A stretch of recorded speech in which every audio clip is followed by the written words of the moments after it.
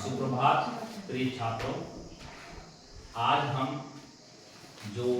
हमारा विषय है वो हिंदी साहित्य के अंतर्गत NEP 2020 के पाठ्यक्रम के अंतर्गत BA प्रथम सेमेस्टर के हिंदी विषय में हिंदी के मूर्धन्य विद्वान कबीरदास जी के साखी पर हम बात कर रहे हैं।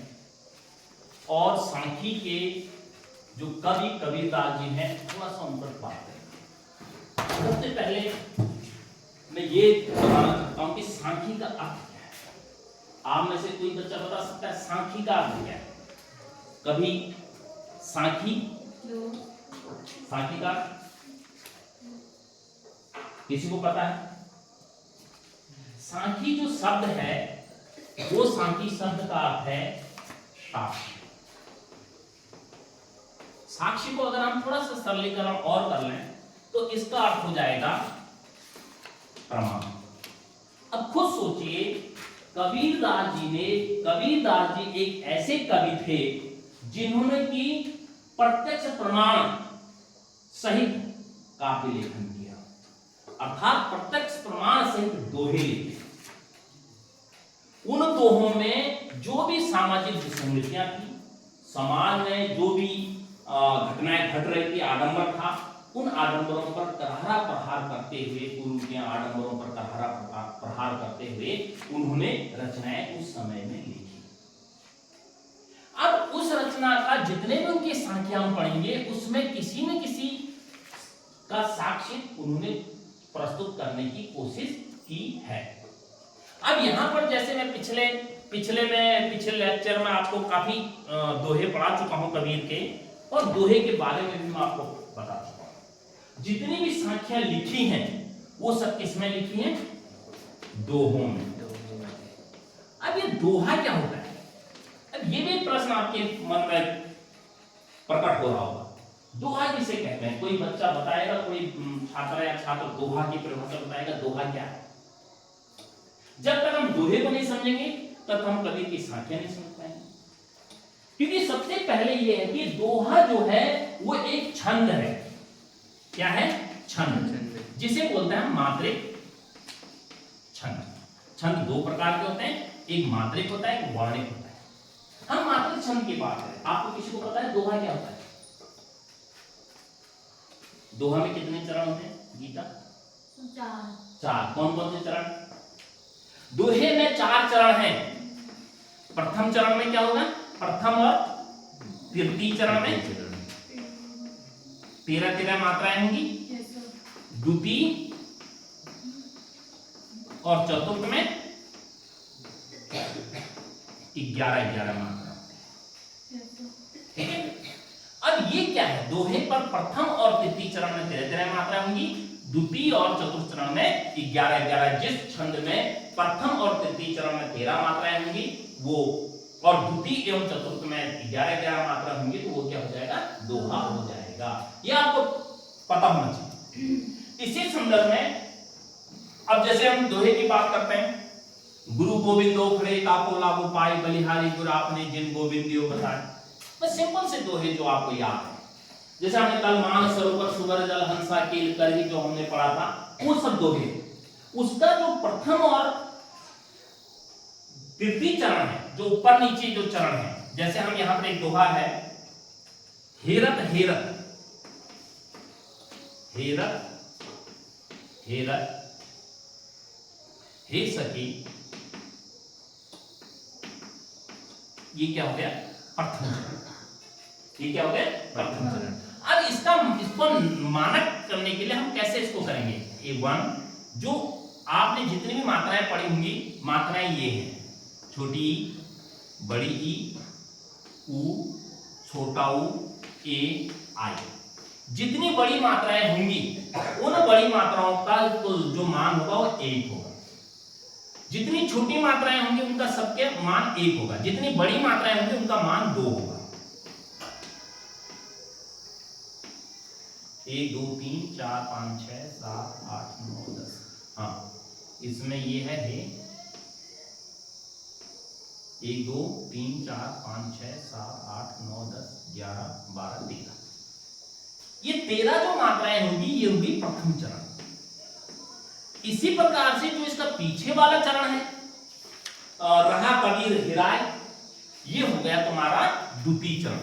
जो पीछे वाला चरण है इनका रहिया, कबीर, हिराय। अब बताओ कैसे होगा इसका? एस, फिर काउंट करो।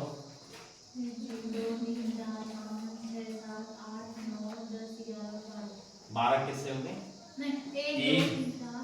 11 होंगे। 1 2 3 4 5 6 7 8 9 10 11।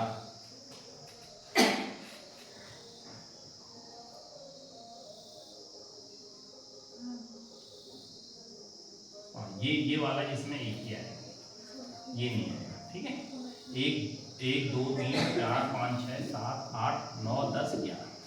ठीक है, ये क्या हो गया? 11 मात्राएं इसमें हो गई।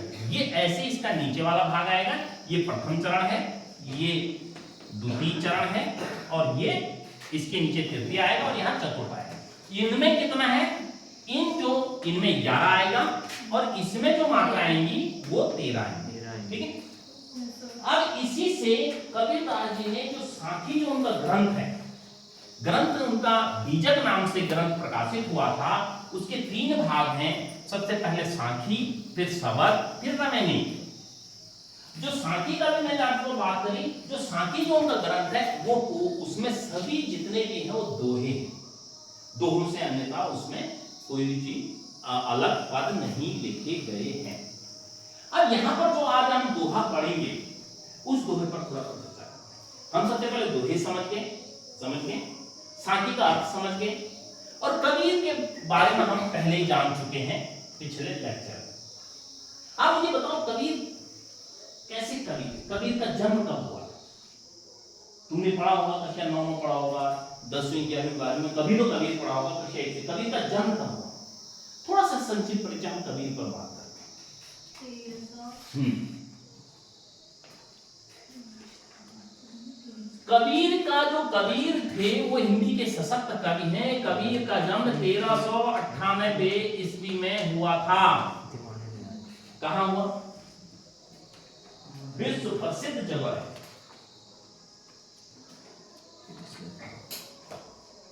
काशी का नाम सुना? वाराणसी, बनारस, काशी में 1398 ईस्वी में एक विधवा ब्राह्मणी के घर में कबीर का जन्म हुआ। विधवा ब्राह्मणी ने लोक लज्जा के कारण, भाई विधवा है, ब्राह्मणी है, बेटा हो गया, लोक लज्जा के कारण उन्होंने लहर तारा नामक तालाब के किनारे एक टोकरी में बालक कबीर को रख दिया। उसी समय वहां से एक जुलाहा दंपति गुजर रहा था। उनकी संतान नहीं थी, तो बच्चे की किलकारी सुनकर उनमें ममता उजाग उठा, और वो उस बालक को अपने घर ले गया और लालन पालन कर। कदाचित उस विधवा ब्राह्मणी ने कोई हिंदू धर्म के प्रति कबीर के पर बांधे होंगे, कुछ करा होगा, कलाव बांध दिया, कुछ कर दिया, तो उनको ये समझ में आ गया कि ये बालक कहीं न कहीं हिंदू धर्म से संबंधित है। तब जाके कबीर का जो लालन पालन हुआ वो हिंदू और मुस्लिम दोनों धर्मों के अंतर्गत हुआ। जन्म से हिंदू थे, पले बड़े मुस्लिम। इसीलिए तो कबीर कहते हैं, काकर पाकर जोर दे मस्जिद दियो चिनाई, ताचट मुल्ला बाग दे क्या बहरा हुआ खुदाए। ये मुस्लिम धर्म पर बात करते हैं, और हिंदू धर्म के लिए क्या कहते हैं? पाथर पूजे हर मिलूं, पाथर पूजे हर मिलूं, तो मैं पूजूं पहाड़, ताते वो चाकी भली जो पीस खाए संसार। इस प्रकार की जो बातें कबीरदास जी ने कही हैं, वो बातें कहीं ना कहीं समाज को एक नई दिशा की ओर प्रेरित करने की कोशिश की गई है। उस समय, तत्कालीन समय में जो निम्न वर्ग था, कबीरदास जाति से भी जुलाहा थे, तो निम्न वर्ग के थे, तो उन्होंने जो निम्न वर्ग के जो लोग थे, जो छोटी जातियों के लोग थे, उनकी पीड़ा को कहीं ना कहीं उजागर करने की कोशिश की है अपने दोहों के माध्यम से। वो कहते हैं ऊंचे कुल में जन्मिया। ऊंचे कुल में जन्म लेने से कुछ नहीं होता है, ऊंची करनी होए, जिसकी ऊंची करनी होती है वो अपने आप में ऊंचा होता है। तो इस हिसाब से कबीरदास जी उस समय के सबसे पहले कवि थे जिन्होंने जाति पाति का विरोध किया, जिन्होंने धार्मिक आडंबरों का विरोध किया, जिन्होंने एकेश्वरवाद का बात करी। जैसे हम पिछले कक्षाओं में पढ़े कबीरदास जी एक ईश्वर को मानते थे। जैसे हमने कभी कहा राम वाली जो बात हमने कही थी, वो कहते थे कि मैं दशरथ के पुत्र राम को नहीं मानता, मैं उस राम को मानता हूं जो हमारे हृदय में वास करते हैं, जो हमारे हृदय में विराजमान है, आत्मा में जो विराजमान है। कल हमने उस पर बात कही है। तो ऐसे कबीर के जन्म 1398 में हुआ और वो भूमक्कड़ प्रवृत्ति के कवि थे और इसीलिए उनकी भाषा को सादुकड़ी भाषा कहा गया है, इसलिए उनकी भाषा को पंचमेल खिचड़ी कहा गया है। आप पंचमेल खिचड़ी लिखो या सादुकड़ी भाषा लिखो। और इनकी जो मृत्यु, अब इनका जन्म कहां हुआ? काशी में। अब मृत्यु कब हुई? अब इनकी मृत्यु हुई 1518 ईस्वी। उस समय एक लोक तंत्र, एक लोक कथा। वो लोक कथा क्या थी? लोग ये कहते थे कि जो मगहर, काशी के पास एक स्थान था मगहर, उस मगहर में जो मरता है वो क्या जाता है? नरक बन जाता है।